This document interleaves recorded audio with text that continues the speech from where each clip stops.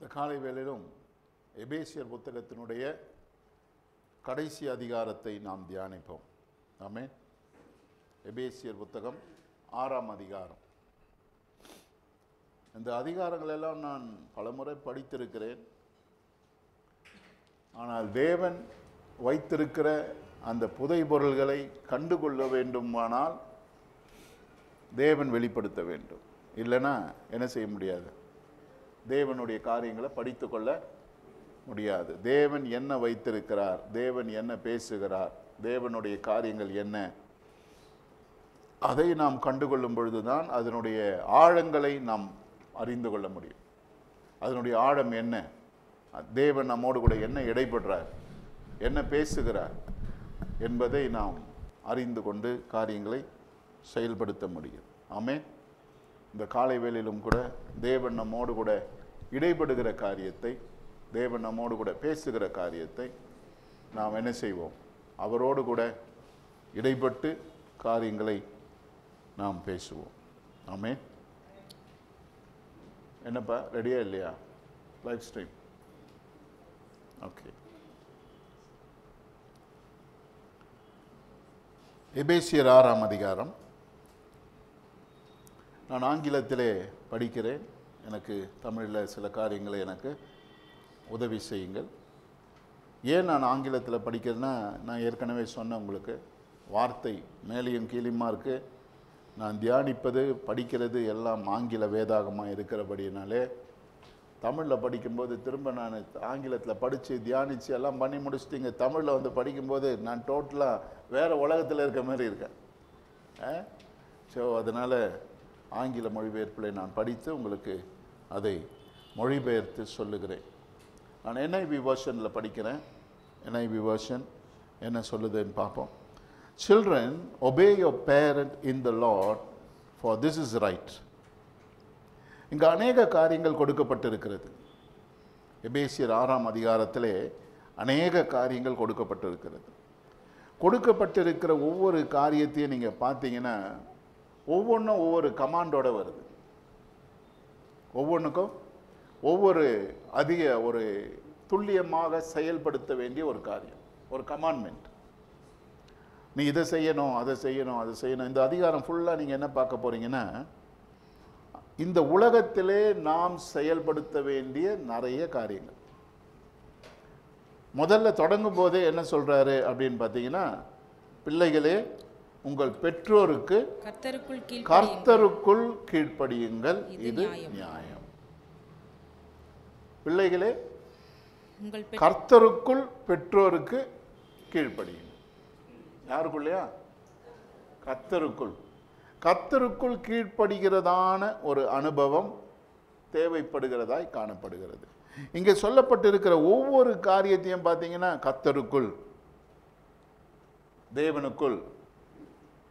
ஆனால் இந்த இங்கே சொல்லப்படுகிற காரியம் எல்லாம் எங்கே செயல்படுத்துகிறோம் அப்படின்னு பார்த்தீங்கன்னா உலகத்தில் செயல்படுத்துகிறோம். உலகத்திலே செயல்படுத்துகிற காரியம், ஆனால் கர்த்தருக்குள் செயல்படுத்த வேண்டும். அப்படின்னா நான் இந்த அமைப்பெல்லாம் பார்த்துட்டு நான் என்ன இந்த நாளுடைய செய்தியாக இருக்க வேண்டும் என்று பார்த்தேன்னா, living in a heavenly realm on the earth. பரலோகத்தின் அமைப்பிலே பூமியிலே வாழ்வது. வாழுகிறோம், பிசிக்கலாக நம்ம வாழுது எங்க? பூமியில். ஆனால் பூமியில் எப்படி வாழணும்னா உலகம் வைத்திருக்கிற அமைப்பின்படி வாழ முடியாது. இன்னைக்கு உலகத்தில் கோடிக்கணக்கான ஜனங்கள் இருக்கிறாங்க. அவங்க எல்லாத்துக்கும் வாழ உலகம் ஒரு அமைப்பு வச்சிருக்கு. அதில் கலாச்சாரம் கலந்துருக்கு, பாரம்பரியம் கலந்துருக்கு, அப்படிப்பட்ட காரியங்கள்லாம் கலந்துருக்கு. தமிழ்நாட்டில் வாழ்ந்தோம்னா தமிழ்நாட்டு பாரம்பரியத்தோடு கூட கலாச்சாரத்தோடு கூட உலக அமைப்பு. வெளி தேசத்தில் வாழ்ந்தீங்கன்னா அந்த வெளி தேசத்தின் பாரம்பரியம், கலாச்சாரம், அந்த ஊருடைய எக்கானமி, அதோடு கூட உலக அமைப்பு. மேற்கத்திய தேசத்தில் வாழ்ந்தீங்கன்னா சரி, கிழக்கத்திய தேசத்தில் வாழ்ந்தீங்கன்னா அவங்களுக்கு ஒரு கலாச்சாரம் இருக்குது, அவங்களுக்கு ஒரு ட்ரெடிஷன் இருக்குது, அதோடு கூட அவங்களுக்கு இருக்கிற சிஸ்டம். அதுபோல் உலகத்தில் இருக்கிற சிஸ்டத்தோடு கூட தான் மனுஷன் வாழ்ந்துட்டு இருக்கிறான். உலகத்துல என்ன சிஸ்டம் இருக்கோ அந்த சிஸ்டத்தோட சேர்ந்து வாழ்ந்துட்டு இருக்கிறோம். இன்னைக்கு நாம் தேவனுடைய ஜனங்களாக, தேவனுடைய பிள்ளைகளாக இந்த பூமியில உலக அமைப்பிலே நாம் வாழ முடியாது. உலக அமைப்பில் வாழ முடியாது. இல்லை, நாம் வாழ்ந்து கொண்டிருக்கிற அந்த பிராந்திய கலாச்சாரத்திலும் வாழ முடியாது. இல்லாவிட்டால் சடங்காச்சாரத்திலும் வாழ முடியாது. இதுதான் நமக்கு இன்னைக்கு இருக்கிற சேலஞ்ச். தமிழ்நாட்டில் இருக்கிறோம், எப்படி வாழ முடியும்? தமிழ் பண்புகளோடு தானே வாழ முடியும். தமிழ் கலாச்சாரத்தோடு தானே வாழ முடியும். அந்த கலாச்சாரத்தை மீறி நாம் எப்படி காரியங்களை செயல்படுத்த போகிறோம்? நாம் ஜியோகிராபிக்கலா, உலக ரீதியா உலகத்தின் ஒரு மூலையில தேவன் நம்மை வைத்திருக்கிறார், உலகத்தின் ஒரு கோணத்திலே வைத்திருக்கிறார். ஆனால் அங்கு நாம் செய்ய வேண்டிய ஒரு காரியம் என்னன்னா, நாம் தெரிந்து கொள்ள வேண்டும், நான் இந்த உலகத்திற்குரியவன் அல்ல. நான் பிதாவாகிய தேவனால் இந்த பூமிக்கு அனுப்பப்பட்டு அவரை பிரதிபலிக்கும்படியாக, அவருடைய ராஜ்யத்தில் ஒருவனாக, பரலோக அமைப்பை சார்ந்தவனாக நான் இந்த பூமியிலே வாழ வேண்டும். அப்படிப்பட்ட ஒரு அமைப்பை நான் கொண்டு வருவதற்கு தான் தேவன் இந்த பூமியிலே நம்மை அனுப்பியிருக்கிறார். அப்ப அந்த அமைப்பு, அந்த தேவனுடைய ராஜ்யத்தின் அமைப்பு, உலகத்தினுடைய காரியங்களை மேற்கொள்ளுகிறதான ஒரு அமைப்பு நமக்கு வேணும். a heavenly dimension, a heavenly realm. அந்த ஒரு அமைப்பில் நாம் வாழ வேண்டும். ஏன்னா இந்த எபேசியர் முதல் 3 அதிகாரத்தில் பார்த்தீங்கன்னா அவர் ஆவிக்குரிய காரியங்களை பேசுகிறார். நம்ம பார்த்தோம். 3 அதிகாரங்களிலும் இயற்கைக்கு அப்பாற்பட்ட ஆவிக்குரிய அமைப்பு. இந்த பேசப்படுகிறதான அந்த ஆவிக்குரிய அமைப்பு இன்றைக்கு நம்முடைய வாழ்க்கையிலே வர வேண்டுமானால், அது நம்முடைய வாழ்க்கையிலே செயல்பட வேண்டுமானால், இந்த கண்டிஷன்ஸ், இந்த ரூல்ஸ் ரெகுலேஷன்ஸை ஃபாலோ பண்ணாதான் இந்த அமைப்புக்குள்ளே போக முடியும். இல்லைனா you cannot tap into the blessings of God. இன்னைக்கு நிறைய ஆசீர்வாதங்கள் இருக்கிறது இல்லையா? வேதத்தில் நிறைய ப்ராமிஸ்லாம் எங்கே பார்க்கலாம்? வீட்டில் செவுத்தில் பார்க்கலாம் இல்லையா? வாசலில் ஒரு ப்ராமிஸு, டைனிங் டேபிள் மேலே ஒரு ப்ராமிஸு, சாப்பாட்டுக்கு ஏற்ற மாதிரி ஒரு ப்ராமிஸ் போட்டிருப்போம். வீட்டு உள்ளே நுழையும் போது அங்கே ஒரு ப்ராமிஸ் போட்டிருப்போம். பெட்ரூமில் ஒரு ப்ராமிஸு, காரில் ஒரு ப்ராமிஸு, கார் பின்னாடி ஒரு ப்ராமிஸு, பைக்கு முன்னாடி ஒரு ப்ராமிஸு. ஏன்? You want to claim all the goodness. வேதத்தின் எல்லா அமைப்புகளும் போட்டுக்கிறோம். சிலவங்க கல்லாவில் ஒரு ப்ராமிஸ் ஒட்டியிருப்பாங்க, கல்லா பெட்டியில் பணம்லாம் வந்து விழுற இடத்துல ஒரு ப்ராமிஸ் ஒட்டியிருப்பாங்க. எல்லா இடத்துக்கும் சூழ்நிலைக்கு சந்தர்ப்பத்துக்கு ஏற்ற மாதிரி வார்த்தைகளை நம்ம என்ன செய்கிறோம்? பயன்படுத்தி கொள்கிறோம். ஆனால் தேவனுடைய ஆவிக்குரிய எல்லா அமைப்புகளும் நமக்கு வந்து சேர வேண்டுமானால், அது நம்முடைய வாழ்க்கையிலே நடக்க வேண்டுமானால், இந்த கண்டிஷன்ஸ், இந்த ரூல்ஸ், இந்த ரெகுலேஷன், அதன்படி தான் நாம் வாழ வேண்டும். அப்போ தான் அந்த ஆவிக்குரிய பரிமாணங்கள் வரும். இந்த உலகத்தில் நாம் வாழ வேணும்னா உலகத்தில் ஒரு அமைப்பு இருக்கு இல்லையா? 6வது கொண்டு போய் எங்கே சேர்க்கணும்? 6 வயசில் 1ஆப்பு சேர்க்கணும் இல்லையா? 6 வயசில் 1ஆவது அப்படியே என்ன செய்கிறான்? படித்து வரான். 17 வயசு 18 வயசு வரும்போது 12வது முடிக்கிறான். அதுக்கப்புறம் நல்லா சம்பாதிக்கணும்னா காலேஜில் போய் சேர்க்குறோம், எல்லாம் பாலிடெக்னிக் போடுறோம், டெக்னிக்கல் ஸ்கூலில் போடுறோம், அங்கே படிக்க வைக்கிறோம். ஒரு 24 25 வயசானோட என்ன பண்ணிடணும்? காலத்துக்கு ஒரு கல்யாணம் பண்ணோம். யாருங்க சொன்னது? உலக அமைப்பு இல்லையா? உடனே கல்யாணம் பண்ணிடுறோம். கல்யாணம் பண்ணி வச்சானே என்ன ஆச்சு? உனக்கு என்ன ஆகணும்? ஏதாவது ஒன்று ஆகணும். நெக்ஸ்ட் லெவலு ப்ரொசீட் ஆயிடுச்சா? மூவ் ஆயிடுச்சா? ஓகே, ஒரு குழந்தை வந்துருச்சா? ஐயோ போதும். அப்போ அப்புறம் ஒன்று முடிஞ்சவொடனே 2வது எப்போ? இது உலக அமைப்புங்க. முடிஞ்சவொடனே அதோட நிப்பாட்டுறது இல்லை. அதை என்ன செய்யணும்? கொண்டு போய் 1வது சேர்க்கணும். அதுக்கு ஏதாவது பண்ணணும். அதுக்கு காலகாலத்தை கல்யாணம் பண்ணணும், ஏதாவது ஒரு வேலை வாங்கி கொடுக்கணும் இல்லையா? இது உலக அமைப்பு நமக்காக காத்துட்டு இருக்குது. எந்த குழந்தை பிறக்கும், அந்த குழந்தைய விழுங்கலான்னு சொல்லிட்டு உலக அமைப்பு காத்துட்டு இருக்கு. ஆனால் பிறக்கிற எல்லா குழந்தைக்கும் ஆவிக்குரிய பரிமாணம் ஒன்று காத்துக்கிட்டு இருக்கு. அந்த ஆவிக்குரிய பரிமாணத்திற்குள்ள நாம் போனாதான் அதுக்கு ஒரு ரூல்ஸ். எப்படி 6 வயசானவன நீங்க கொண்டு போய் 1வது சேர்க்கிறீங்களோ, ஆவிக்குரிய பரிமாணத்தினுடைய அமைப்புக்கு நீங்க சில காரியங்கள் செஞ்சாகணும். அப்பதான் அந்த ஆவிக்குரிய பரிமாணம் உங்களுக்கு வரும். நான் கை வச்சா வராது, இல்லை எண்ணெயை ஊற்றினாலும் வராது, ஒலிவ எண்ணெய் ஊற்றினாலும் வராது, தேங்காய் எண்ணெய் ஊற்றினாலும் வராது, இல்லையா? இல்லை என் சட்டையை கழட்டி உங்கள் மேலே ஒதுறினாலும் வராது, ஒருவேளை மயக்கம் வந்துடும். ஸோ என்ன வராது, அப்படியெல்லாம் பெற்றுக்கொள்ள முடியாது. அந்த காரியங்கள் எல்லாம் நம்முடைய வாழ்க்கையில் வரணும்னா என்ன செய்யணும்? இதுதான் அமைப்பு. இந்த அமைப்பின்படி நீங்கள் கடந்து வந்தாதான் இந்த அமைப்புக்குள்ள போக முடியும். அப்பனா உலகத்திலே வாழுகிற நமக்கு ஆவிக்குரிய பரிமாணத்தை பிடித்து கொள்ள சில சட்ட திட்டங்கள் இருக்கிறது. அந்த சட்ட திட்டங்களை நம்ம மிஸ் பண்ணோம்னா you can never be a blessing on this earth. இந்த உலகத்திலே நீங்கள் ஆசீர்வதிக்கப்பட்ட தேவனுடைய அமைப்பிலே வாழுகிற ஜனங்களாய் இருக்க வேண்டும் என்பதுதான் தேவனுடைய விருப்பம். அந்த விருப்பத்தின்படி நீங்கள் வாழ வேண்டுமானால் இந்த அமைப்புக்குள்ளே போக வேண்டும். அதுக்கு தான் அவர் என்ன சொல்றாரு, பிள்ளைகளே கர்த்தருக்குள் கீழ்ப்படியுங்கள். Children, obey your parents in the Lord. உன் அமைப்புக்கு ஏற்ற மாதிரி நீ என்ன செய்ய முடியாது, கீழ்ப்படிய முடியாது. நீ கீழ்ப்படிய வேண்டுமானால் யாரா இருந்தாலும் சரி, நீ தேவனுக்கு கீழ்ப்படிந்தாலும், பெற்றோருக்கு கீழ்ப்படிந்தாலும், உனக்கு மேலே இருக்கிற அதிகாரத்துக்கு கீழ்ப்படிந்தாலும், அந்த கீழ்ப்படிதலுடைய அமைப்புக்கு அந்த கீழ்ப்படிதல் ஹாஸ் அ பாலிசி.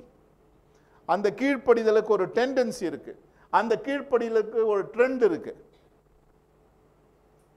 சில நேரத்தில் என் பிள்ளைங்கிட்ட போய் ஏதாவது வேலை சொன்னா அவன் முடியாதுன்னு சொல்ல மாட்டாங்க, முடியாதுன்னு சொல்லவே மாட்டாங்க.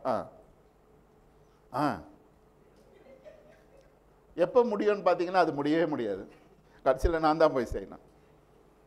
இது ஒரு ட்ரெண்டு. இல்லை அது சொல்லிட்டு எப்போ செய்வாங்க, அவங்களுக்கு எப்போ வசதிப்படுதோ அப்போ செய்வாங்க.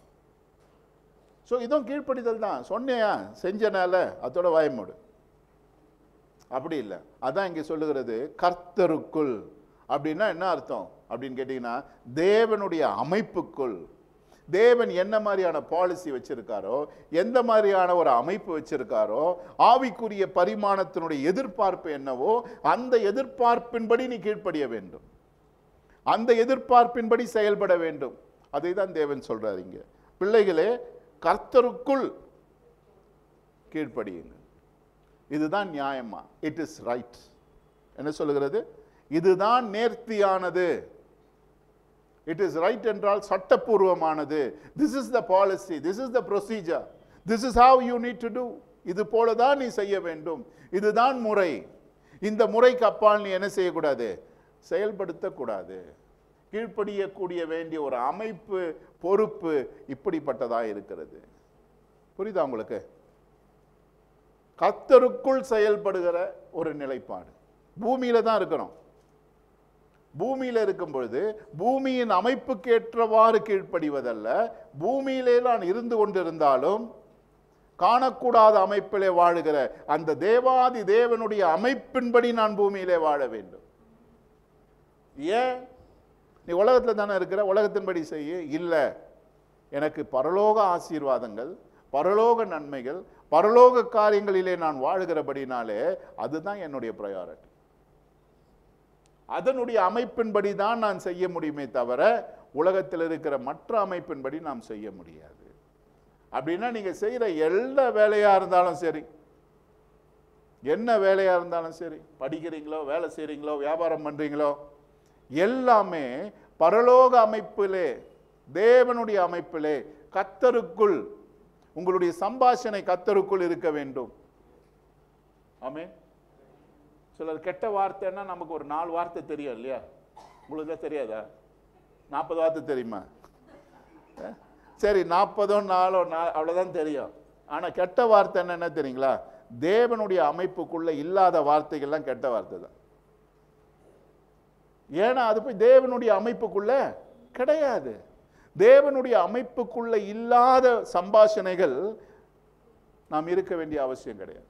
ஏன்னா தேவனுடைய அமைப்புக்குள்ள இருக்கணும், தேவனுடைய அமைப்புக்குள்ள செயல்படணும். நம்முடைய சிந்தனை தேவனுடைய அமைப்புக்குள்ள இருக்கணும். நம்முடைய செய்கைகள் தேவனுடைய அமைப்புக்குள்ள. நம்ம என்ன சிந்திக்கிறோம் அது தேவனுடைய அமைப்புக்குள்ள. சிந்திச்சுட்டே இருக்கும்போது தேவன் குறுக்க வரணும். யோசிக்கும் பொழுது, பார்க்கும் பொழுது, செயல்படும் பொழுது, போகும் பொழுது தேவன் குறுக்க வரணும். ஏன்னா அது ஒரு ஃபில்டர் மாதிரி நம்மளை செக் பண்ணணும். இது தேவனுடைய அமைப்பா? அப்போ தேவனுடைய அமைப்புக்கு அப்பால் நாம் செய்வோமானால், சில நேரத்தில் சாப்பிடும்போது கூட தேவன் வரணும். ஹலோ, சாப்பிடும்போது சில நேரத்தில் நம்ம என்ன செய்கிறோம், நம்ம சாப்பிட்ற முறை தேவனுடைய அமைப்பின்படி அல்ல, வேற மாதிரி முறையில் சாப்பிட்றோம். சரி, அதெல்லாம் சொல்ல வேணாம், நீங்கள் இப்பயே அழுவ தொடங்கிட்டீங்க. ஸோ தேவனுடைய அமைப்பின்படி காரியங்களை செய்யும் பொழுது தேவன் அதிலே பிரியப்படுகிறவராக இருக்கிறார். அடுத்த வசனம் பாருங்க, 2ஆம் வசனம் படிங்க. உனக்கு நன்மை உண்டாய் இருப்பதற்கும் பூமியிலே உன் வாழ்நாள் நீடித்திருப்பதற்கும். ஆமென். உனக்கு நன்மை உண்டாக இருக்கும்படியாக. எங்க? பூமியில. பூமியிலே உனக்கு நன்மை உண்டாக இருக்கும்படியாக, பூமியிலே உன்னுடைய வாழ்நாட்கள் நீடித்திருக்கும்படியாக நீ கர்த்தருக்குள் கீழ்ப்படி. புரியுதுங்களா கனெக்ஷனு? நீ பூமியில வாழ போற, பூமியில நீடித்து வாழ போற, பூமியில நன்மையாய் வாழ போகிற, அதற்கு நீ கர்த்தருக்குள் கீழ்ப்படிந்தால் தான் பூமியிலே வாழக்கூடியதான அமைப்பு உனக்கு வரும். ஆமென். புரியுதுங்களா? எப்படி ஒரு கனெக்ஷனு? ஆவிக்குரிய பரிமாணம் ஆவிக்குரிய உலகத்தில் அல்ல. நம்மளாம் ரொம்ப அதிகமாக கேட்டது என்ன தெரியுங்களா? நீ பூமியில எப்படி வேணா வாழ், 7 லாசருவா கூட வாழ், ஆனால் பரலோகத்தில் போகும்போது உனக்கு இது தங்க கிரீடம், வெண்ணங்கி, வீணை வாசிக்க தெரியுமா? மியூசிக் கிளாஸுக்கு போ, இதெல்லாம் என்ன செய்வாங்க உனக்கு கொடுப்பாங்க. நீ எதில் நடப்ப? தங்க வீதி. அதனால இங்கே தங்கம் போடாத. ஏன்? அங்கே தங்க வீதி, தாருக்கு பதிலாக தங்கம் போட்டுருக்கிறாங்க. சரியா? என்ன சொல்கிறோம்? இதெல்லாம் நம்ம யோசிச்சுட்டு எப்போ என்ன செய்கிறோம்? எப்போ நான் போவேன் இல்லையா? போயிடலாமா? ஒரேடியாக போயிடலாம். ஆனால் இல்லைங்க, அப்போ வேணாங்க, கொஞ்ச நாள் ஆகட்டும். போகலாமான்னா வேணான்றோம் இல்லையா? ஏன்னா போனோன்னா இங்கே முடியணும், இங்கே முடிஞ்சாதான் அங்கே போக முடியும். இங்கே முடிக்கிறதுக்கும் ரெடியாக இல்லை, அங்கே போகிறதுக்கும் மனசு இருக்குது. அப்படின்னா என்ன ஆசை? உள்ளான மனுஷனுக்கு என்ன ஆசை? நான் இங்கேயே வாழணும், ஆனால் அந்த மாதிரி வாழணும். புரியுதுங்களா? அதுதான் தேவன் நமக்குள்ளே வச்சிருக்க கான்ஃபிகரேஷன். அதனால தாங்க இன்னைக்கு போகிறதுக்கு ரெடியாக இல்லை யாருமே. ஏன் போகிறதுக்கு ரெடியாக இல்லை? அவன் நீடித்து வாழதான் அவன் படைக்கப்பட்டிருக்கிறான். அதுதான் அவனுடைய கான்ஃபிகரேஷனு. ஆனால் நீடித்து வாழ படைக்கப்பட்டிருக்கிற அவன் பரலோக அமைப்பில் இந்த பூமியில வாழ வேண்டும் என்று விரும்புகிறான். ஏன்னா உள்ளுக்கு இருக்கிற ஆத்மா அதை தான் ஏங்குகிறது, அதை தான் வாஞ்சிக்கிறது. ஆனால் அது வாஞ்சித்து அதை ஏங்கி செயல்படுத்தும் பொழுது தேவனுடைய அமைப்பின்படி செயல்படுத்த வேண்டும், தேவனுடைய காரியத்தின்படி செயல்படுத்த வேண்டும். அதனால தான் சொல்றாரு, உனக்கு நன்மை உண்டாயிருப்பதற்கும் பூமியிலே உன் வாழ்நாட்கள் நீடித்திருப்பதற்கும் நீ என்ன செய்? கர்த்தருக்குள் செயல்படு, கர்த்தருக்குள்ளே காரியங்களை செயல்படு. உன்னுடைய 3ஆம் வசனம், உன் தாயையும் கனம் பண்ணுவாயாக என்பதே வாக்குத்தத்தமுள்ள முதலாம் கற்பனையாய் இருக்கிறது. பாருங்க, பூமியிலே உன் தகப்பனையும் தாயையும் என்ன செய்? கனம் பண்ணு. அப்படிப்பட்ட ஒரு காரியம் வாக்குத்தத்தத்தில் உள்ள முதலாம் கற்பனையாய் காணப்படுகிறது. எங்க இந்த கனெக்ஷன் கொடுக்கறாங்க பாருங்க. பூமியில இருக்கிறவங்களுக்கு நீ கனம் பண்ண வேண்டும். ஏன்னா அவங்க பெத்து எடுத்தாங்களே, 10 மாசம் சுமந்தாங்களே, அவங்களுக்கு இடுப்பு வீணா போச்சு, அதெல்லாம் அவங்க சொல்லல. ஏன்? என்ன சொல்றாங்க? இதுதான் தேவன் கொடுத்திருக்கிற கற்பனை. இன்னைக்கு நம்ம என்ன சொல்றோம்? நான் உன்னை எப்படி வளர்த்தம்பா, மதிக்கவே மாற்றிய, நான் என்ன சோறு போட்ட உனக்கு, நான் சாப்பிடாமலே என் சாப்பாடுலாம் உனக்கு கொடுத்தம்பா, நீ ஏன் கொடுத்த? நீ சாப்பிட வேண்டியதானே? இன்னைக்கு நம்ம அதான் கேட்குறோம், நீ எதுக்கு என்ன பெத்த? வேதம் என்ன சொல்லுகிறது தெரியுதுங்களா? அவருடைய கற்பனையின்படி. I don't honor my parents just because of who you are, it's because of the promise. வேத வார்த்தையின்படி நான் உன்னை கனப்படுத்துகிறேன். இந்த லீனேஜ் பாருங்க எப்படி வருது. நீ என்னை வளர்த்ததுனாலே, பெற்றதுனாலே, நீ என்னை பராமரித்ததுனாலே நான் உனக்கு கனத்தை கொடுக்கவில்லை.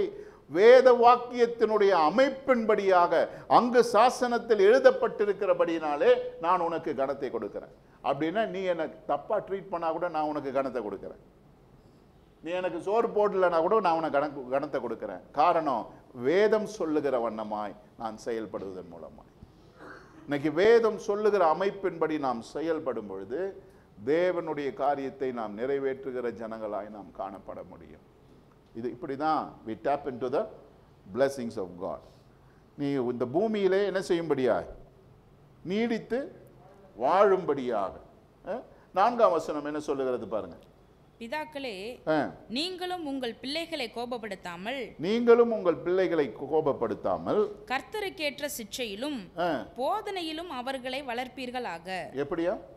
கர்த்தருக்கு ஏற்ற சிட்சையிலும். உன் மாமிச கோபத்தின்படி அல்ல. எல்லாத்துல இன்னைக்கு நம்ம கோபப்பட்டு என்ன பண்ணிடுறோம்? காட்டா மட்டும்னா அடிச்சிடறோம் பிள்ளைங்க. ஏன் ரொம்ப கோபம்? சில நம்ம சுயநலத்தில் பிள்ளைங்களோட டீல் பண்ணுறோம். சுயநலத்தில், நம்முடைய நியாயத்தில், நம்முடைய அறிவில். ஆனால் இங்கே வேதம் சொல்லுகிறது, கர்த்தருக்கு ஏற்ற சிட்சையிலும் போதனையிலும் அவர்களை வளர்ப்பீங்கள். இன்னைக்கு எல்லாரையும் அவர் பிடிக்கிறார். இந்த அதிகாரத்தில் லாஸ்ட்ல ஃபைனல் ஸ்டேட்மெண்ட்ல, எபேசுக்கு எழுதுகிற ஃபைனல் ஸ்டேட்மெண்ட்ல அவர் சொல்றாரு, நீ செய்கிற எல்லா நிலைப்பாடிலும் என்ன செய், இந்த அமைப்பை, தேவனுடைய அமைப்பை கொண்டு வா. உலகத்தில் நீ என்னென்ன செய்யறியோ அதை எல்லாத்தையும் தேவனுடைய அமைப்பு கீழே கொண்டு வந்து காரியங்களை செயல்படுத்து. உன்னுடைய பிள்ளைகளுக்கு நீ போதிப்பாயானால், சிட்சிப்பாயானால் தேவனுக்குள்ளாக போதி, தேவனுக்குள்ளாக சிட்சி. அப்படின்னா எல்லா ரீதியிலையும் நீ தேவனுடைய பாலிசியே கடைபிடிக்கிறவனாயிரு, தேவனுடைய அமைப்பிலே வாழுகிறவனாயிரு, தேவனுடைய காரியங்களை செயல்படுத்துகிறவனாயிரு. உன்னுடைய சொந்த அமைப்பிலே நீ வாழாத. இன்னைக்கு நம்ம டிசைட் பண்ணோம், I will not live by my flesh, I will be living by my spirit. என்னுடைய ஆவி என்னை எப்படி நடத்துகிறதோ அதன்படி நான் வாழ்வேன். என்னுடைய மாமிச ரீதியின்படி.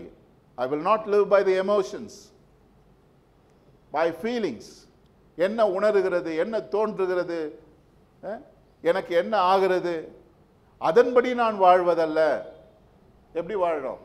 ஆவியினால் நடத்தப்பட்டவனாய், ஆவியினால் காரியங்களை செயல்படுத்துகிறவனாய் நான் வாழ்வேன்.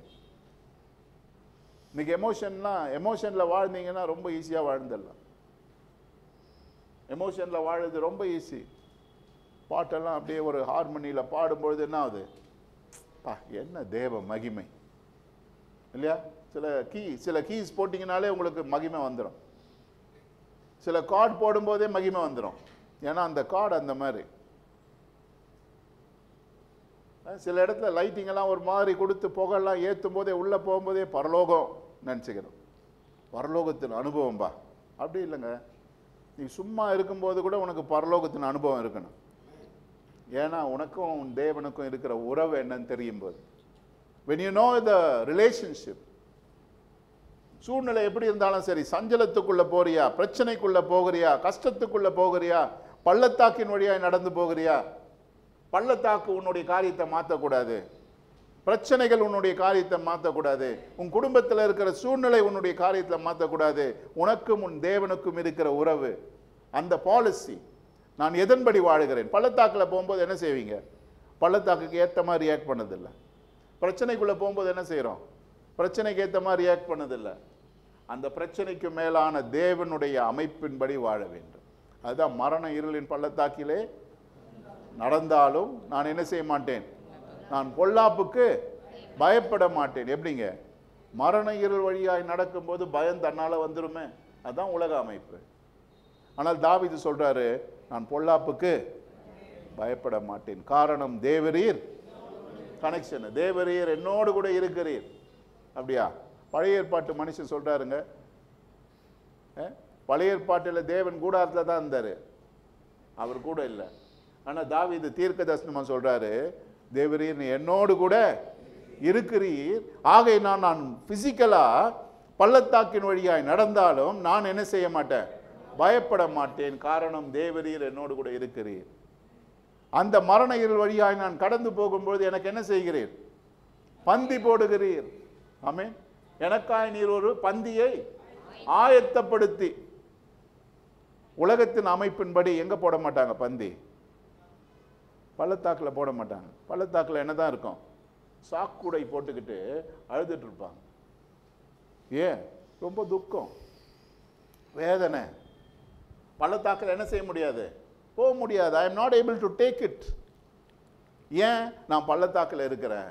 பள்ளத்தாக்கில் இருக்குதுனால நான் சோகமாக தான் இருப்பேன். என்ன டிஸ்டர்ப் பண்ணாதீங்க. ஏன்னா நான் சோகமாக இருக்கிறேன். ஏன்? நான் பள்ளத்தாக்கில் போயிட்டு இருக்கிறேன். ஆனால் பள்ளத்தாக்கில் போகிறவன் தேவனுடைய அமைப்பின்படி போகும்பொழுது அவனுக்குள்ள என்ன பார்க்க முடியாது? அந்த சூழ்நிலையின் தாக்கத்தை பார்க்க முடியாது. ஏன்னா அவனுக்கு உறவு வேற இடத்துல இருக்கு.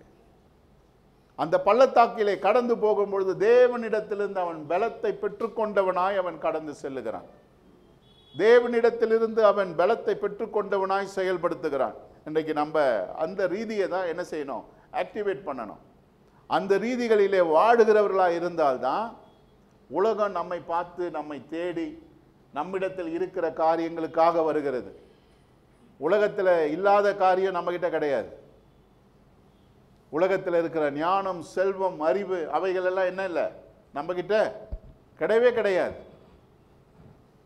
ஆனால் நம்ம இடத்துல என்ன இருக்கு?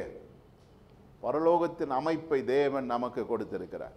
அந்த பரலோக அமைப்பிலே நாம் வாழ வேண்டுமானால் இதுதான் பாலிசி. அவர் சொல்றாரு, உன்னுடைய குழந்தைகளை நீ சிட்சிப்பாய், ஆனாலும் கர்த்தருக்கேற்ற சிட்சையிலும் கர்த்தருக்கேற்ற போதனையிலும் அவர்களை வளர்ப்பிப்பீர்கள். அடுத்த வசனம் பாருங்க. அடுத்த லெவல் சொல்றார். 5ஆம் வசனம். வேலைக்காரரே, நீங்கள் கிறிஸ்துவுக்கு கீழ்ப்படுகிறது போல சரீரத்தின்படி உங்கள் எஜமான்களாய் இருக்கிறவர்களுக்கும் பயத்தோடும் நடுக்கத்தோடும் கபடற்ற மனதோடும் கீழ்ப்படிந்து மனுஷருக்கு பிரியமாய் இருக்க விரும்புகிறவர்களாக பார்வைக்கு ஊழியம் செய்யாமல் கிறிஸ்துவின் ஊழியக்காரராக மனப்பூர்வமாய் தேவனுடைய சித்தத்தின்படி செய்யுங்கள். பாருங்க எப்படிப்பட்டதான ஒரு அமைப்பை அவர் சொல்லுகிறார். நீ என்னவாய் வேலைக்காரனாய் நீ இருந்தால், எங்க வேலைக்கார? பூமியில ஒருவருக்கு நீ வேலை செய்கிறவனாய் இருந்தால், ஒருவன் உன்னிடத்திலிருந்து வேலை எதிர்பார்த்தால் நீ என்ன செய்யணும்? அந்த வேலை எப்படி செய்வாய்? கிறிஸ்துவுக்குள் கீழ்ப்படுகிறது போல. எப்படி நீ கிறிஸ்துவுக்கு கீழ்ப்படிவாயோ அந்த கிறிஸ்துவுக்கு கீழ்ப்படுகிற அந்த அமைப்பை கொண்டு வந்து, அந்த பேட்டர்னை கொண்டு வந்து நீ என்ன செய்யணுமா? இங்க வேலைக்காரனுக்கும் எஜமானனுக்கும் இருக்கிற அந்த அமைப்பை கொண்டு வா. ஆமென். கிறிஸ்துவுக்குள்ளாய் இருக்கிற அமைப்பை நீ யாரோடு செயல்படுத்து? உன்னுடைய எஜமானனிடத்திலே செயல்படுத்து. ஆதியிலே ஆதாமிடத்திலே ஏவாளிடத்திலே தேவன் சொல்லுகிற காரியம் இதுதான். கிறிஸ்துவுக்கும் எனக்கும், கிறிஸ்துவுக்கும் உனக்கும் இருக்கிறதான அந்த அமைப்பை எங்க கொண்டு வரணுமா? உன் குடும்பத்துக்குள்ள கொண்டு வா. உன் குடும்பத்துக்குள்ள இருக்கிற அமைப்பு தான் என்னோடு கூட இருக்க முடியும். அதை தான் ஆதி ஆகமத்தில் சொல்லப்படுகிறது. எபேசு புத்தகத்தில் பவுல் என்ன சொல்றாரு? இது சபையை குறித்து பேசுகிறேன். அப்போனா கிறிஸ்துவுக்கும் நமக்கும் இருக்கிறதான உறவு, அதே பாலிசி, அதே பிரின்சிபலை இந்த பூமியில வாழுகிற நம் ஜனங்களோடு கூட நாம் செயல்படுத்த வேண்டும். அப்போ அந்த அமைப்பு இங்க வரும்பொழுது நாம் பூமியிலே வாழ்ந்தாலும் பரலோக அமைப்பின்படி நாம் வாழுகிறோம். பூமியிலே நாம் ஜீவித்து கொண்டிருந்தாலும் நம்முடைய மாமிச ரீதி பிசிக்கலா நம்ம எங்க செய்யறோம்? பூமியில வாழ்றோம். ஆனா பரலோக அமைப்பின்படி வாழ்றோம். அந்த பரலோக அமைப்பின்படி நாம் வாழும் பொழுதுதான் தேவனுடைய ஆவிக்குரிய பரிமாணங்களை இந்த பூமியிலே நாம் செயல்படுத்த முடியும். ஆகையினால் தான் சொல்றாரு, வேலைக்காரரே நீங்கள் கிறிஸ்துவுக்கு கீழ்ப்படுகிறது போல சரீரத்தின்படி. கிறிஸ்துவுக்கு எங்க கீழ்ப்படுவீங்க? ஆவிக்குரிய ரீதியில கீழ்ப்படுகிறீங்க. அதே போல மாமிசத்திலே உங்கள் எஜமானர்களுக்கு என்ன செய்யுங்க? பயத்தோடும் நடுக்கத்தோடும் கபடற்ற மனதோடும் கீழ்ப்படிந்து என்ன செய்றீங்க? கபடற்ற மனதோடும். ஏன்னா நீங்க அந்த பாலிசி எல்லாம் இங்க உலகத்துல சொல்லுவதில்லை. நம்ம ஞானமா நடந்துக்கோ, தந்திரமா நடந்துக்கோ, சூழ்நிலைக்கு ஏற்ற மாதிரி நடந்துக்கோ, அப்பதான் முதலாளி நல்ல சம்பளம் கொடுப்பான். உலக பாலிசி அதுதான். நீ செய்ய, தெரிஞ்சு செய்யாத, தெரியாம செய். நீ பண்ணு, ஆனால் என்ன பண்ணு, பின்னாடி பண்ணு, முன்னாடி என்ன செய், நல்லா நடந்துக்கும். அதுதான் முன்னாடி சொல்கிற பிரசனம் இல்லையா? உலகம் சொல்லுகிறதான அமைப்பு அதுதான்.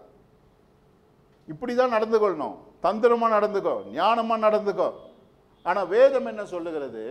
கிறிஸ்துவுக்கு நீ எப்படி கீழ்ப்படுகிறாயோ, கிறிஸ்துவோடு கூட நீ இணைந்து எப்படி செயல்படுத்துகிறாயோ, அந்த ரீதியிலே மாமிசத்தில் இருக்கிற எஜமானனுக்கு நீ என்ன செய்ய வேண்டும்? கீழ்ப்படிய வேண்டும். ஏன் கீழ்ப்படிய வேண்டும்?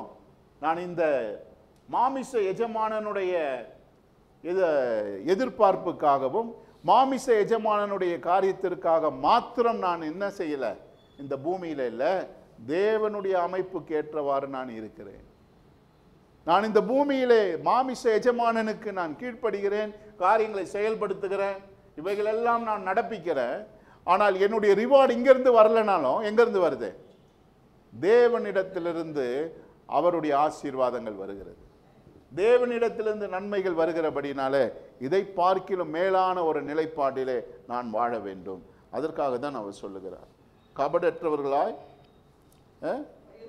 பயத்தோடும் நடுக்கத்தோடும் கீழ்ப்படியுங்கள்.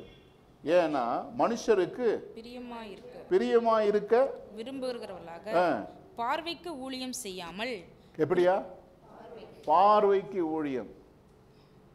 வேலை செய்கிற இடத்துல நம்ம எப்படி செய்கிறோமா? பார்வைக்கு ஊழியம் செய்யக்கூடாதுங்க. தேவனுக்கு முன்பதாக அவன் பார்க்குற நேரத்தில் வேலை செய்யறதில்லை, மற்ற நேரத்தில் நம்ம என்ன பண்ணுறோம்?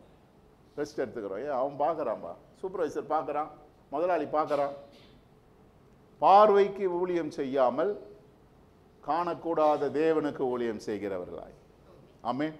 நம்முடைய வேலையில் நீதி இருக்கணும், நம்முடைய வேலையில் கரெக்ட்னஸ் இருக்கணும். இன்றைக்கி உலக அமைப்பு என்ன தெரியுங்களா? அவனுக்கு போனஸ் வேணும், சம்பளம் வேணும், இபிஎஃப் வேணும், எல்லாம் வேணும், ஆனால் வேலை செய்ய மாட்டாங்க. இதெல்லாம் ஏதாவது ஒன்று குறைஞ்சிருச்சுன்னா என்ன பண்ணுவாங்க? ஸ்ட்ரைக், சண்டை போடுவாங்க. ஆனால் வேலை நேரத்தில் தான் மற்ற வேலைலாம் செய்வாங்க. வேலை நேரத்தில் தான் வேலையிலே உட்கார்ற மாதிரி வேறு வேலை செய்வாங்க. வேலையில் உட்கார்ற மாதிரி என்ன செய்வாங்க? மற்ற காரியங்கள், சொந்த காரியம்லாம் முடிச்சுப்பாங்க. ஆனால் அவங்களுக்கு என்ன செய்யக்கூடாது? சம்பளம் குறையக்கூடாது, போனஸ் குறையக்கூடாது, எந்த இன்சென்டிவும் குறையக்கூடாது, ஆனால் அவங்க வேலையை செய்ய மாட்டாங்க. இதுதான் உலகத்தினுடைய அமைப்பு. ஆகையினால்தான் இந்த இடத்துல சொல்லப்படுகிறது, மனுஷருக்கு மனுஷன் பிரியப்படுகிற அளவுக்கு பார்வைக்கு நீ ஊழியம் செய்யாமல் கிறிஸ்துவின் எப்படியா? கிறிஸ்துவின் அமைப்பை உடைய ஊழியக்காரனாக. அப்படி பார்த்தா எப்படி இருப்பான்? இந்த உலக அமைப்பின்படி பார்க்கும்போது லூஸ் மாதிரி இருப்பான். ஏன்னா பக்கத்தில் இருக்க வேலையை செய்ய மாட்டான், இவன் வேலை செஞ்சுட்டே இருப்பான். பக்கத்தில் இருக்கவன் அநியாயம் பண்ணுவான், இவன் என்ன செய்ய மாட்டான், அவன் வேலையை பார்த்துட்டு போயிட்டே இருப்பான். ஏன் இவனுக்குள்ள என்ன மாற்றம்? இவன் கிறிஸ்துவின் ஊழியக்காரன், இவனுக்குள்ள கிறிஸ்துவின் அமைப்பு இருக்கிறது. இன்னைக்கு நம்ம நினச்சிக்கிறோம் அவருக்கு ஊழியம் செய்யணும்னா நேராக எல்லாம் வேலையெல்லாம் விட்டுட்டு எங்கே வந்துடணும்? சபைக்குள்ளே வந்துடணும். என்னவா? பாஸ்டரா, சுவிசேஷகரா, தீர்க்கதரிசியா, போதகரா, ஏதாவது ஒன்று சபைக்குள்ளே. எல்லாரும் சபைக்குள்ளே வந்துட்டா சபை நடக்காதுங்க. இன்னைக்கு வாங்க வாங்க ஊழியத்துக்கு வாங்கன்னு சொல்கிறாங்களே, வந்திருக்கிற 1000 பேரும் ஊழியத்துக்கு உள்ளே வந்துட்டாங்கன்னு வச்சுக்கிடுங்க, என்ன ஆகுது? சபை எப்படி நடக்கும்? வருமானம் எங்கேருந்து வரும்? It's a wrong understanding. புரியுதுங்களா? எல்லாருமே 4 சுவர் உள்ள இந்த சபைக்குள்ளே வருவது தேவ திட்டம் அல்ல. நீ இருக்கிற இடத்துல கிறிஸ்துவின் ஊழியக்காரனா இருக்குதான் தேவ திட்டம். நீ எங்க வேணாலும் இரு, போலீஸ்காரனா இரு,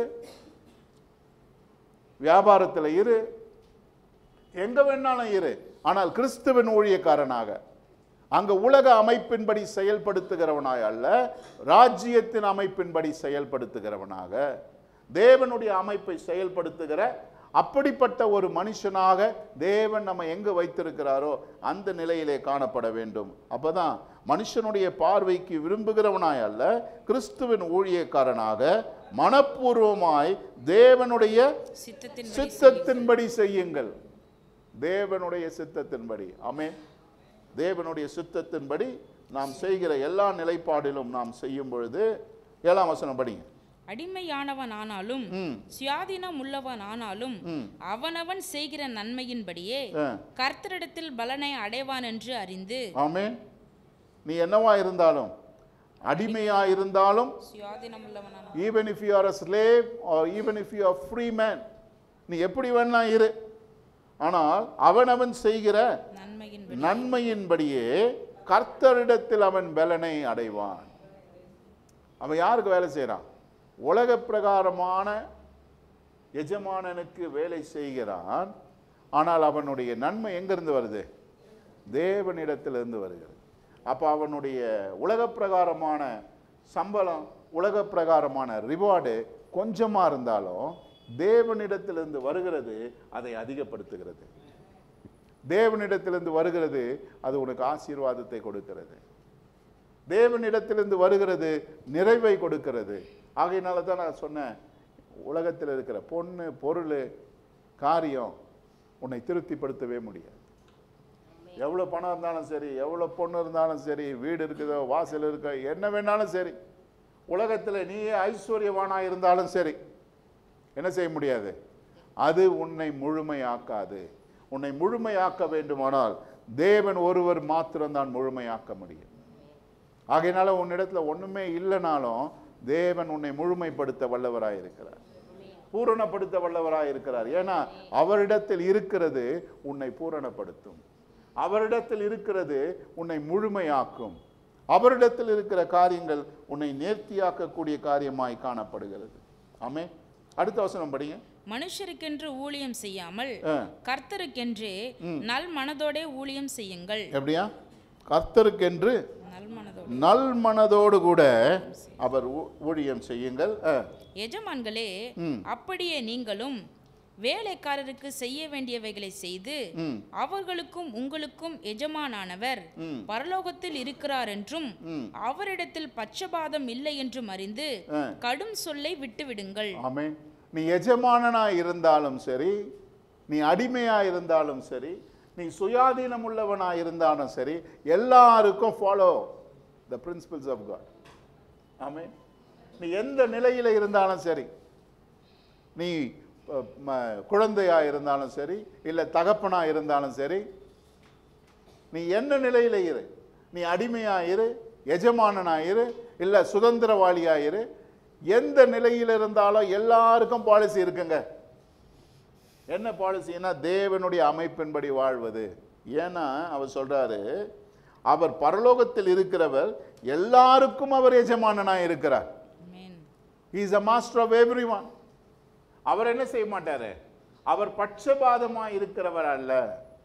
ரொம்ப வேலை செஞ்சா உன்னை விட்டுறதுக்கும், நீ ரொம்ப காரியங்களை செய்யறதுனால உன்னை வேற ரீதியில பார்க்கறதுக்கும் அவர் பரலோகத்தின் தேவன். அவர் பட்சபாதம் உள்ளவர் அல்ல. அவர் பட்சபாதம் இல்லாத தேவன். அவர் பார்த்து கொண்டிருக்கிறபடினாலே அவர் என்ன செய்ய மாட்டாரா? அவர் காரியத்திலே நேர்த்தியாய் செய்கிற தேவனாய் இருக்கிறபடினாலே அவரிடத்திலே பட்சபாதம் இல்லை என்று அறிந்து கடுஞ்சொல்லை விட்டு நீ உன்னுடைய உலக அமைப்பின்படி வாழுகிறதை விட்டு விட்டு தேவனுடைய அமைப்பின்படி வாழு. ஆமென். இன்னைக்கு நம்மளாம் வேலைக்கு போகிறதுக்கு முன்னாடி வேலையை குறித்து தான் நமக்கு என்ன கொடுப்பாங்க? ஓரியன்டேஷன் கொடுப்பாங்க. இந்த வேலை இப்படி, இந்த வேலை இப்படின்னு. ஆனால் அந்த வேலைக்கு போகிறதுக்கு முன்னாடி நமக்கு முதல் ஓரியன்டேஷன் வர வேண்டியது வேதத்தில் இருந்தான். ஏன்னா நான் எப்படி அந்த வேலையிலே நான் இருக்க வேண்டும், நான் எப்படி அந்த காரியத்தில் இருக்க வேண்டும். இன்னைக்கு கல்யாணம் ஆக போகுதுன்னு வச்சுக்கிடுங்க, ஒரு கணவன் மனைவி, ஒரு பொண்ணு பையனை கல்யாணம் ஆக போகுதுன்னா என்ன பண்ணுவாங்க? இன்னைக்கு அதெல்லாம் பண்ணதில்லை. முதல் புடவை எடுக்கணும். எங்கே புடவை எடுக்கலாம்? எங்கே சட்டை வாங்கலாம்? எந்த பியூட்டி பார்லர் தெரிந்து கொள்ளலாம்? ஏன்னா பியூட்டி காரியம் ஒரு மாதத்துக்கு முன்னாடியே தொடங்கிடும் இல்லையா? தலையிலேருந்து காலிலேருந்து கீழே வரைக்கும் இல்லாததெல்லாம் வர வைக்க பார்ப்பாங்க, இருக்கிறதெல்லாம் மாற்ற பார்ப்பாங்க. ஏன்னா எல்லாம் எதுக்கு தயாராகிறாங்க? திருமணத்துக்கு. இன்விடேஷனு, அது சாப்பாடு எல்லாத்தையும் ஆயத்தப்படுத்துகிறோம். எல்லாம் அந்த நாளுக்கென்று என்ன செய்து எல்லாம் ஆயத்தப்படுத்தப்படுகிறது. ஆனால் ஆவிக்குரிய நிலையிலே நமக்கு என்ன இல்லை? ஆயத்தமே கிடையாதுங்க. இந்த புதிய ஒரு வேலை, இந்த புதிய ஒரு உறவு, இந்த புதிய ஒரு அமைப்பு, இந்த காரியத்திற்குள்ளே போகும்பொழுது என்னுடைய ஆவிக்குரிய நிலையில நான் என்னவா இருக்கிறேன்? If you are not spiritually prepared for a marriage, your marriage is a failure. உன்னுடைய ஆவிக்குரிய நிலையிலே நீ ஆயத்தமா இல்லாமல் ஒரு திருமணத்திற்குள் போவாயானால் உன்னுடைய திருமணம் எப்படி இருக்கும்? தோல்வியாக இருக்கும். ஏன்னா நீ ரெடி பண்ண எல்லா காரியமும் மாயைக்கு ரெடி பண்ணியிருக்க தவிர ஆவிக்குரிய நிலைப்பாட்டுக்கு தேவையானதை ரெடி பண்ணல. நீ ஆவிக்குரிய நிலைப்பாட்டுக்கு தேவையில்லாமல் ரெடி பண்ணினா மாயை கொஞ்ச நாள்ல ஃபேட் ஆயிடுங்க. ஒரு மாசமா வேலை செய்த பியூட்டி என்ன ஆயிடும்? இன்னும் ஒரு மாசம் கூட தாங்காது இல்லையா? இல்லை கொஞ்சம் 6 மாசம் தாங்கும். 6 மாசத்துக்கு அப்புறம் உள்ள போற தீனி எல்லாம் ஷேப்பே மாத்திடுது. விருந்து விருந்து விருந்து சாப்பிட்டு என்ன ஆயிடுறாங்க? அவ்வளோதான், வீணா போயிடுறாங்க. அதுக்கப்புறம் நான் பார்த்த பொண்ணு வேற, இந்த பொண்ணு வேறையா இருக்குதுப்பா. அன்னைக்கு அமைதலாக இருந்துச்சு, இன்னைக்கு எப்படி இருக்குது? ஏன்னா எவ்வளோ நாள் வேஷம் போடுவாங்க, எவ்வளோ நாள் அமைதலாக இருப்பாங்க? கொஞ்ச நாள் தான். அதுக்கப்புறம் என்ன செய்வாங்க? உள்ளுக்குள்ளே இருந்து எல்லாம் வெளில வரும். இத்தனை நாள் அவர் மறைஞ்சு செஞ்சாரு, இப்போ நாள் போக முன்னாடியே செய்கிறாரு. ஏன்? உன்னுடைய மாயை எல்லாம் மறைந்து போகிறது, உன்னுடைய காரியங்கள் எல்லாம் வெளிரங்கமாகிறது. அப்போ என்ன ஆகிறது? கசக்க தொடங்குது. ஆமே, உன்னுடைய உறவு கசக்க தொடங்குது. ஏன்னா நீ ஆவிக்குரிய ரீதியில் ஆயத்தக்கதாக நீ என்ன செய்ய வேண்டும்? செயல்பட வேண்டுமானால் விசுவாசம் என்னும் கேடகத்தை பிடித்து கொண்டவர்களாய் நில்லுங்கள். ஆமே, அதை டேக்கிள் பண்ணோம். அதை உன்னுடைய வாழ்க்கையில் வராதபடிக்கு அவைகளுக்கு விரோதமாய் நீ செயல்பட வேண்டும். அப்படி என்று சொன்னா உனக்கு என்ன வேணுமா? விசுவாசம் என்னும் கேடகம். அந்த விசுவாசம் என்னும் கேடகம் தான் அதையெல்லாம் நிறுத்த முடியும். ஏன்னா உன் வாழ்க்கையில் எல்லாம் வந்துட்டே இருக்கான், ஒன்று பின்னாடி ஒன்று பின்னாடி ஒன்று பின்னாடி என்ன செய்யும்? எல்லாம் வந்துட்டே இருக்கும். ஆனால் அதையெல்லாம் தாங்கி செயல்படுத்தணும்னா அவர் மேல் இருக்கிற விசுவாசம், அவர் மேல் இருக்கிறதான நம்பிக்கை, அவர் மேல் இருக்கிறதான உறுதி, அதுதான் அவைகளை நிறுத்தும். விசுவாசம் நிறுத்த மாட்டான். புரியுதுங்களா? ஏய்கிறவன் எய்து கொண்டே தான் இருப்பான். அவன் நீங்க உங்களை பார்த்து இன்னும் ஏய்வான், எய்து கொண்டே தான் இருப்பான். ஆனால் அவைகள் எல்லாம் ஒன்றுமில்லாமல் மாற்ற வேண்டுமானால் நீ தேவனோடு கூட கொண்டிருக்கிற உறவு, தேவன் மேல் வைத்திருக்கிற விசுவாசம், அவருடைய கிரியைகள், அவருடைய காரியங்கள், அவைகளை அறிந்து கொள்வதன் மூலமாய், அவைகளின் மேல் நீ விசுவாசமாய் இருப்பதன் மூலமாய் தான் அவைகளை நீ ஒன்றுமில்லாமல் ஆக்க முடியும். ஆமென். இன்றைக்கு நம்ம பிரச்சனை வந்தவொடனே நம்ம என்ன பண்றோம்?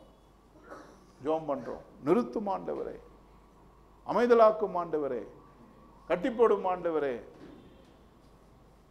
அவர் உடனே என்ன செய்யறாரு? வரம்பா வரம்பா அப்படின்னு ஸ்பீடா என்ன பண்றாரு?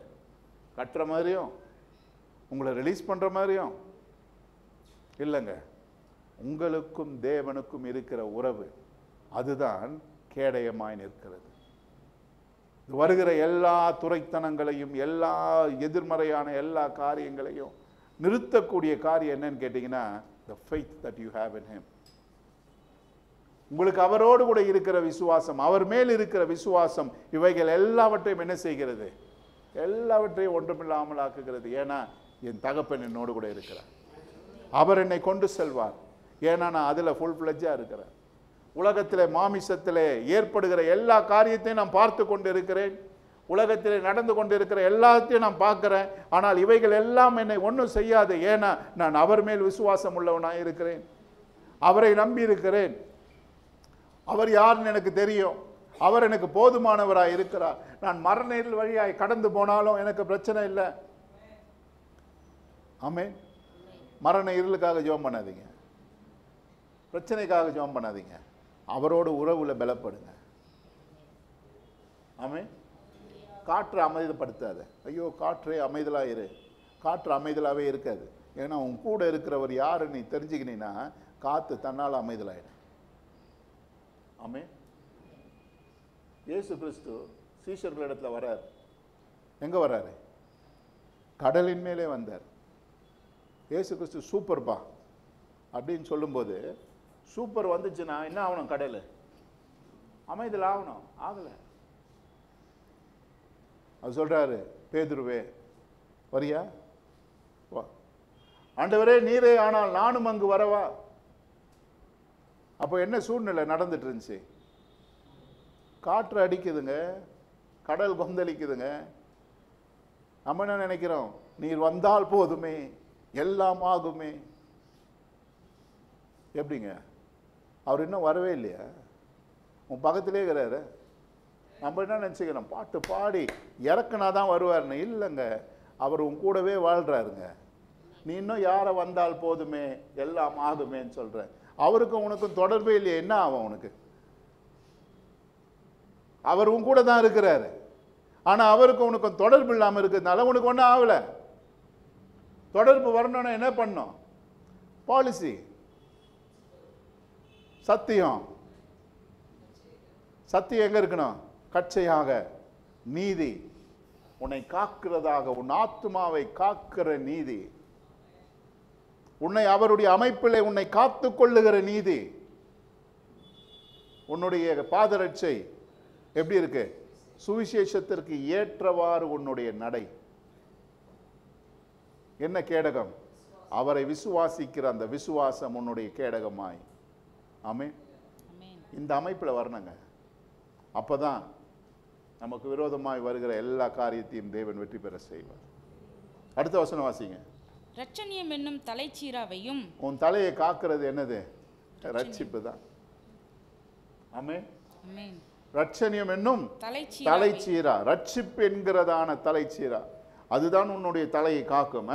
தேவ வசனமாகிய ஆவியின் பட்டயத்தையும், தேவ வசனமாகிய ஆவியின் பட்டயம் எடுத்துக்கொள்ளுங்கள். உங்க பட்டயம் எதா இருக்கணும்? தேவ வசனமா இருக்கணும். உலக வசனம் இல்லை, யாரோ ஒரு ஹீரோ பேசினதல்ல. ஹீரோ சினிமாவில் பேசினவொடனே உங்க வசனம் ஆயிடாது அது, இல்லையா? அவன் பழப்புக்கு பேசுறான், உங்களை என்டர்டெயின் பண்ண பேசுறான். அவன் வாழ்க்கையில் அதே செயல்படல, அதை கொண்டு வந்து அவன் என்ன செய்யறான்? உங்களை 2.5 மணி நேரம் குஷிவாக்க பேசுறான்.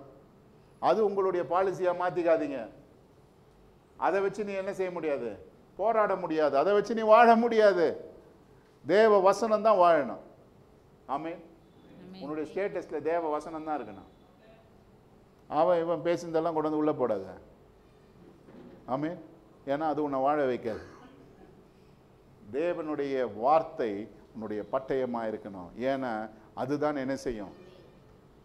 உனக்கு உதவி செய்யும். அதை வைத்து தான் நீ மேற்கொள்ள முடியும். அடுத்த வசனம். எந்த சமயத்திலும் சகலவிதமான வேண்டுதலோடும். எந்த சமயத்திலும் எப்படி இருக்கணுமா? சகலவிதமான வேண்டுதலோடும் விண்ணப்பத்தோடும் ஆவியினாலே ஜெபம் பண்ணி. எப்படியா? ஆவியினாலே. You should be led by your spirit, your prayer, your request. எல்லாமே யாரால் ஆளுகை செய்யப்பட்டதாய்? ஆவியினாலே ஆளுகை செய்யப்பட்ட ஒரு காரியமாய் காணப்பட வேண்டும். இந்த இடத்துல ஆங்கில மொழிபெயர்ப்பு சொல்லுகிறது, pray in the spirit on all occasion. எப்படியா? ஆவியிலே ஜெபிக்கிறவனாய் எல்லா சூழ்நிலையிலும், எல்லா நிலைப்பாடிலும். எப்படிப்பட்ட ஜெபமா இருந்தாலும் சரி, எல்லா நிலைப்பாடிலும் எங்கெங்க ஜெபம் பண்றியோ, எப்படி பண்ணாலும் எல்லா ஜெபத்திலும் ஆவியினுடைய நிலைப்பாடு காணப்பட்டு ஜெபிக்கிறவர்களாய். படிங்கம்மா அந்த வசனத்தை. எந்த சமயத்திலும் சகலவிதமான வேண்டுதலோடும் விண்ணப்பத்தோடும் ஆவியினாலே ஜெபம் பண்ணி அதன் பொருட்டு மிகுந்த மன உறுதியோடும் சகல பரிசுத்தவான்களுக்காகவும் பண்ணும் வேண்டுதலோடும் விழித்துக் கொண்டிருங்கள். ஆமென். எப்படி? ஆவியிலே ஜெபிக்கிறவர்களாய் விழித்து கொண்டு சகல பரிசுத்தவான்களுக்கு ஜெபிக்கிறதமா இருந்தாலும் சரி, என்ன ரீதியில் எப்படிப்பட்ட ஜெபமா இருந்தாலும் சரி, பரிசுத்தவான்களுக்காக ஜெபிக்கிறியா, சூழ்நிலைக்காக ஜெபிக்கிறியா, சபைக்காக ஜெபிக்கிறியா, உனக்காக ஜெபம் பண்றியா, இல்லை தேவனோடு இடைபடுறியா, எதுவாக இருந்தாலும் எல்லா ஜெபத்திலும் ஆவியிலே ஆட்கொள்ளப்பட்ட ஒரு ஜெபமாய், மாமிசத்தின்படி ஜெபிக்கிறது அல்ல, மாமிச விருப்பத்தின்படி அல்ல, மாமிச நிறைவேறுதலுக்காக அல்ல, ஆவியின்படி ஜெபிக்கிறவர்களாய் நீ ஜெபித்து கொண்டே இருக்க வேண்டும். தொடர்ந்து படிங்க. சுவிசேஷத்திற்காக சங்கிலியால் கட்டப்பட்டிருக்கிற ஸ்தானாபதியாகிய அவரை குறித்து ஃபினிஷிங் பண்றாரு. அவருக்காக ஜெபம் பண்ண சொல்றார். நான் அதை பற்றி பேச வேண்டியபடி தைரியமாய் பேசத்தக்கதாக நான் இந்த செய்தியை தைரியமாய் சுவிசேஷத்தின் என்னவாக ஸ்தானாதிபதியாக as an ambassador of this gospel இந்த செய்தியை, இந்த நல்ல செய்தியை நான் கொண்டு செல்லுகிற ஒரு மனுஷனாய், எப்படி மனுஷன்? கட்டப்பட்டவனாய், I am bounded to do this. இதை உங்களுக்கு கொண்டு சேர்க்க வேண்டிய ஒரு மனுஷனாய் இருந்து செயல்பட நீ என்ன செய்? எனக்காக ஜெபி. காரணம், எனக்கு தைரியம் வேணும். பாருங்க பவுலுடைய அமைப்பு பாருங்க. இந்த காரியத்தை சும்மா கொண்டு போக முடியாதுங்க.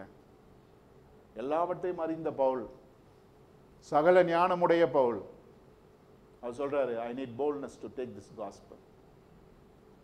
ஏன்னா it's so challenging. இன்னைக்கு நம்ம தெரிஞ்சுக்கணும், the gospel that is in front of us without the Holy Spirit is challenging. பரிசுத்த ஆவியானவர் தான் வேத வசனம் சொல்லுகிறது, உன்னுடைய பலத்தினால் அல்ல, பராக்கிரமத்தினால் அல்ல, என்னுடைய ஆவியினால் இதாகும்.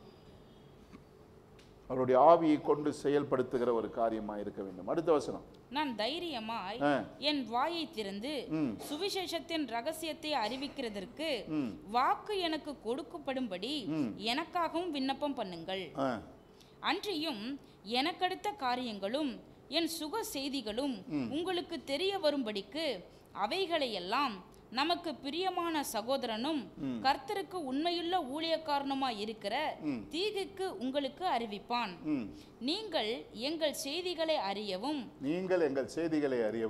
அவன் உங்கள் இருதயங்களுக்கு ஆறுதல் செய்யவும் அவனை உங்களிடத்தில் அனுப்பினேன். பாருங்க, இவர் ஒரு ஆள் அனுப்புறார்.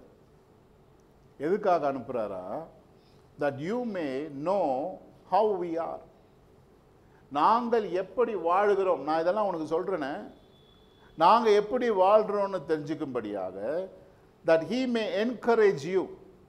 அந்த வார்த்தைகள் உன்னை பலப்படுத்தும்படியாக, நாங்கள் வாழுகிற விதத்தை உனக்கு சொல்லும்படியாக ஆயத்தமாகவில்லை. ஆவிக்குரிய ரீதியில் நீ ஆயத்தமானாதான் தொடர்ந்தேச்சியா மாமிசத்தில் வர மாற்றம், சூழ்நிலை, சந்தர்ப்பங்கள் இவைகள் எல்லாவற்றையும் மேற்கொள்ள வேண்டுமானால் ஆவிக்குரிய ரீதியிலே ஆயத்தமாக வேண்டும். ஆமென். இப்போ ஆவிக்குரிய ரீதியில் ஆயத்தமானா உன் பார்ட்னர் ஆவிக்குரிய ரீதியில் கரெக்டாக இருக்கணும். ஆமென். ஆவிக்குரிய ரீதியில் கரெக்டாக இல்லைன்னா என்ன செய்ய முடியாது? உன் டாக்டரின் சரியில்லை, அவன் டாக்டரின் சரியில்லை, நீ இருக்கிற டாக்டரில் தான் நீ பார்க்குற மாப்பிள்ளையே இருக்கணும். மாப்பிள்ளையே கிடைக்கலன்னு சொல்லிட்டு வேற ஒரு டாக்டரில் பார்த்தேன்னு வச்சுக்க, அம்மா டாக்டர்னு வாரி தான் வரும். ஆமென். ஐயா இப்பெல்லாம் இருந்தால் எப்படி பொண்ணு கிடைக்கும்? உனக்காக தேவன் கொண்டு வருவார். என் மகிட தான் சொன்னேன், ரொம்ப கஷ்டம், மாப்பிள்ளை கிடைக்குது ரொம்ப கஷ்டம். ஏன்னு கேட்டீங்கன்னா, இந்த ஒரு அமைப்பு, இதை விசுவாசிக்கிற இந்த நிலையில இருக்கிற என் மகிட்ட கேட்ட, உனக்கு என்னம்மா பார்க்குற? நான் ஃபர்ஸ்ட் 6 மாதம் பேங்க் பேலன்ஸை பார்ப்பேன்ச்சு. என்னம்மா இது விசா கொடுக்குற மாதிரி இருக்குது, லோன் கொடுக்குற மாதிரி இருக்கு? இல்லை, 6 மாதம் பேங்க் பேலன்ஸ் பார்த்த பிறகு தான் நம்ம இது பண்ண முடியும். உலகம் மாய். ஆவிக்குரிய ரீதியில் உனக்கு அவன் சரியா வரலன்னா என்ன பண்ண முடியாது? நீ ஓட முடியாது. உன்னுடைய ஆவிக்குரிய ரீதி எப்படி இருக்கணும்? நேர்த்தியாய், ஏற்றதாய், அப்படிப்பட்ட ஒரு ரீதியில் இருந்தாதான் நீ கடந்து போக முடியும். அதுக்கேற்ற விசுவாசம், அதுக்கேற்ற நிலைப்பாடு, அதுக்கேற்ற ஒரு காரியம், அப்படிப்பட்ட ஒரு நிலையில தாங்க இந்த பூமியில வாழ முடியும். நம்ம எல்லாருக்கும் ரொம்ப சேலஞ்சுங்க. அதனால தான் நம்முடைய பாதைகள் குறுகி இருக்கிறது. ஆமென். நம்ம எப்படி வேணாலும் ஓட முடியாது, குறுகின பாதை. It's a narrow way. அதுக்குள்ள போக போக போக என்ன செய்யறான்? கடினத்தோடு கூட நெருக்கப்பட்டு, உருக்கப்பட்டு, உருமாற்றப்பட்டு, மெதிக்கப்பட்டு, மரித்து அவன் உள்ளே பிரவேசிக்கிறான். ஏன்னா நாம் இந்த உலகத்திலே ஆவிக்குரிய பரிமாணங்களிலே வாழுகிற ஜனங்களாக இருக்கிறோம். ஆமென். இதெல்லாம் இப்படி இருக்கணும்னா அவர் என்ன செய்யற சொல்றாரு தெரியுங்களா? ஸோ முதல்ல பார்த்தீங்கன்னா ஒரு செட் ஆஃப் காரியங்கள் கொடுக்குறார்.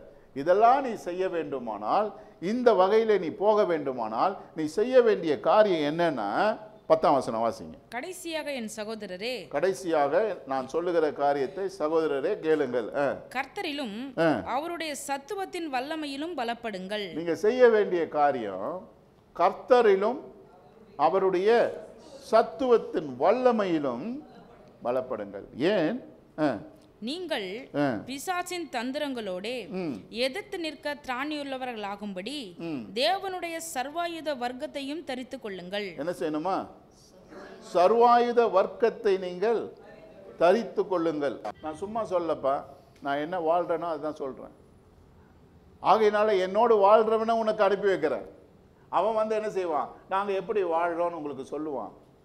அவன் வந்து சொல்லும் பொழுது அது உனக்கு எப்படி இருக்கும்?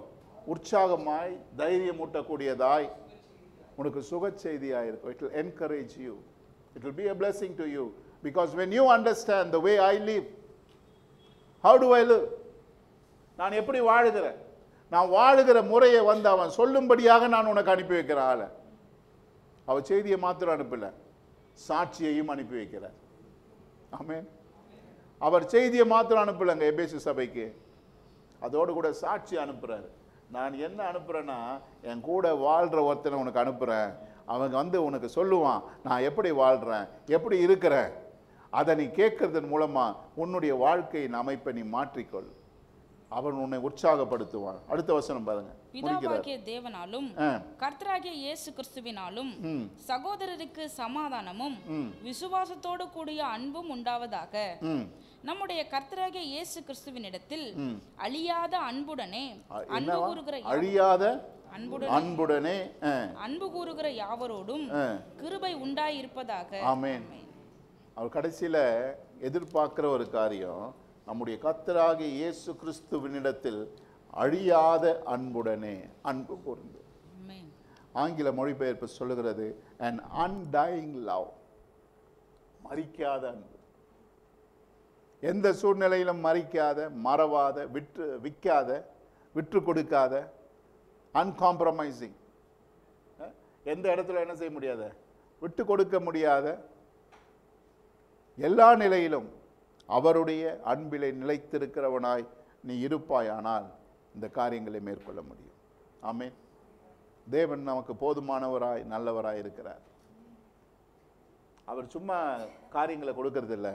He gives you the policy, he gives you the procedures. நீ எப்படி செய்யணும், என்ன செய்யணும், எப்படி இருக்கணும், எப்படி இருந்தால் இந்த ஆசீர்வாதங்களுக்குள்ள வர முடியும். முதல் 3 அதிகாரங்கள் ஆசீர்வாதங்களை குறித்து பேசுகிறது. அடுத்த 3 அதிகாரங்கள் அதை ஆசீர்வாதங்களிலே பெற்றுக்கொண்டு அதிலே வாழ்வது எப்படி என்று நமக்கு சொல்லுகிறது. இதுதான் எபேசு புத்தகத்தினுடைய சாராம்சம். எபேசு ஜனங்களுக்கு பவுல் தான் எழுதுறார். நீ ஆசீர்வாதங்கள், ஆவிக்குரிய ஆசீர்வாதங்கள் உனக்கு இருக்கு.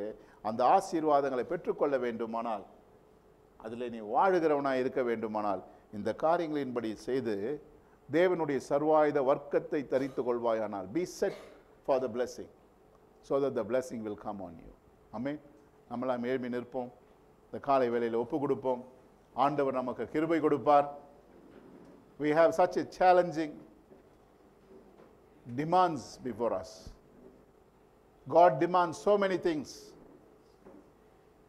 நம்மிடத்திலிருந்து தேவனுடைய எதிர்பார்ப்பு அநேகமாய் காணப்படுகிறது. நாம் அவைகளை செயல்படுத்தி கீழ்ப்படிந்து நடக்காமல் போவோமானால் அந்த ஆசீர்வாதங்கள் நம்முடைய பட்சமாய் வராது. இந்த காலை வேளையில் ஒப்பு கொடுப்ப, ஆண்டவரே எனக்கு பலன் கொடுங்கப்பா, கிருபை கொடுங்க. உங்களுடைய ஆத்துமா இதன் மேல் தாகமாய் இருக்குமானால், I tell you, the Holy Spirit is ready to uphold you. பரிசுத்த ஆவியானவர் உங்களிடத்திலே வந்து உங்களை பலப்படுத்தி உங்களை வழி நடத்த அவர் போதுமானவராய் இருக்கிறார். நீங்கள் செய்கிற எல்லா நிலைப்பாட்டிற்கும் அவர் போதுமானவர். அவர் எதிர்பார்க்கிறார். நீ ஆவலாயிருந்து நீ இதை வாஞ்சிப்பாயானால் உன்னுடைய பலவீனத்தின் மத்தியிலே, உன்னுடைய குறைகளின் மத்தியிலே, உன்னுடைய பிரச்சனைகளின் மத்தியிலே ஆவியானவர் வந்து நின்று உன்னை பலப்படுத்தி அவர் கரம் தூக்கி அவர் நிறுத்துவார். தேவ தூதர்களுக்கு அவர் கை கொடுக்காமல் ஆபிரகாமின் சந்ததியாகிய நமக்கு அவர் இறங்கி கை கொடுக்க வல்லவராய் இருப்பாரானால், உன்னுடைய பலவீனங்களிலே உன்னை பரிபூர்ணப்படுத்த விரும்புகிற தேவனாய் இருக்கிறார். உன்னுடைய இயலாமையிலே உன்னை அவர் பலப்படுத்த, உன்னுடைய பிரச்சனையிலே பலப்படுத்த அவர் கேட்கறதெல்லாம் என்ன தெரியுங்களா? Do you really wish? உனக்கு உண்மையா வாஞ்ச இருக்கா? உனக்கு ஆர்வம் இருக்கா? உனக்கு ஆசை இருக்கா? நீ அதை நாடுகிறாயா? அதை தேடுகிறாயா? இயற்கைக்கு அப்பாற்பட்ட தேவனுடைய வல்லமை, பரிசுத்த ஆவியானவருடைய வல்லமை உங்களை ஆட்கொண்டு நிச்சயம் உங்களை நடத்தும். I can assure you that the Holy Spirit is there to revive you, take you back to the position where He wants you to be. அவர் விரும்புகிறதான ஸ்தானத்திற்கு உங்களை கொண்டு செல்ல பரிசுத்த ஆவியானவர் ஆயத்தமாக இருக்கிறார். Because He is a friend, He is a comforter. அவர் உங்களோடு கூட வருகிற தேவனாய் உங்களை நடத்துகிறவராய் இருக்கிறபடினால் He will take you through. அவர் உங்களை கொண்டு நடத்துவார். நாம் செய்ய வேண்டியதெல்லாம், ஆண்டவரே என்னை பலிபீடத்திலே வைக்கிறேன், பலிபீடத்திலே வைக்கிறேன் ஆண்டவரே. ஒருவேளை பலிபீடத்திலே வைப்பது நமக்கு கடினமாக இருக்கும். அவிசுவாசம், கடினம், மாமிசம், சென்டிமெண்ட்ஸ் இவைகளெல்லாம் காணப்படும். ஆனால் பலிபீடத்தில் வைக்கும் பொழுது தேவன் அதை எடுத்து நடத்த வல்லவராக இருக்கிறார். இந்த காலை வேளையிலும் நம்மை அர்ப்பணிப்போம். ஆவியானவர் நம்மை நடத்துவார். சர்வ வல்ல தேவனே, இந்த காலை வேளையிலே ஜெபிக்கிறோம். உடைய வார்த்தைகளை கேட்டோம். இந்த வார்த்தைகளுக்கு நேராக எங்களை அர்ப்பணிக்கிறோம். எங்களை ஒப்பு கொடுக்கிறோம் ஆண்டவரே. ஆவியானவர் எங்களை கொண்டு நடத்தும், பலப்படுத்தும். உம்முடைய அமைப்புக்கு நேரே எங்களை கொண்டு செல்லும் ஆண்டவரே. எங்களுக்கு அநேக பலவீனங்கள், அநேக சோர்வுகள், அநேக காரியங்களிலே நாங்கள் ஈடுபட்டு இருக்கிறோம். ஆவியானவர் எங்களை பலப்படுத்தும், எங்களை கொண்டு செல்லும். நீர் விரும்புகிற ஸ்தானத்திற்கு நாங்கள் வர எங்களுக்கு உதவி செய்யும். நாங்கள் ஆசைப்படுகிறோம், விரும்புகிறோம், அர்ப்பணிக்கிறோம். பலிபீடத்தில் எங்களை வைக்கிறோம் ஆண்டவரே. நீர் எங்களை நடத்தும். இந்த இயற்கைக்கு அப்பாற்பட்ட ரீதியிலே நாங்கள் வாழ, உம்மை இந்த பூமியிலே பிரதிபலிக்க, உம்முடைய குமாரர்களாய் வாழ நாங்கள் எங்களை அர்ப்பணிக்கிறோம். ஆவியானவர் எங்களை தொடர்ந்து நடத்தி செல்லும், எங்களை ஆட்கொள்ளும், எங்களை வழி நடத்தும்.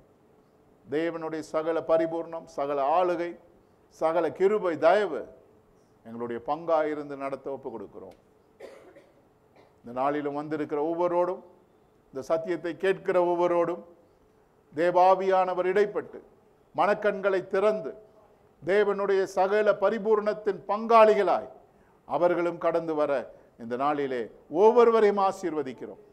பெரியவர்கள் முதல் சிறியவர்கள் வரை ஒவ்வொருவரையும் தேவனுடைய ஆளுகை, தேவனுடைய கிருபை, தயவு, அவருடைய அன்பு, சகல நிறைவும் ஒவ்வொருவரையும் ஆட்கொண்டு வழி நடத்தும்படியாக ஜெபிக்கிறோம்.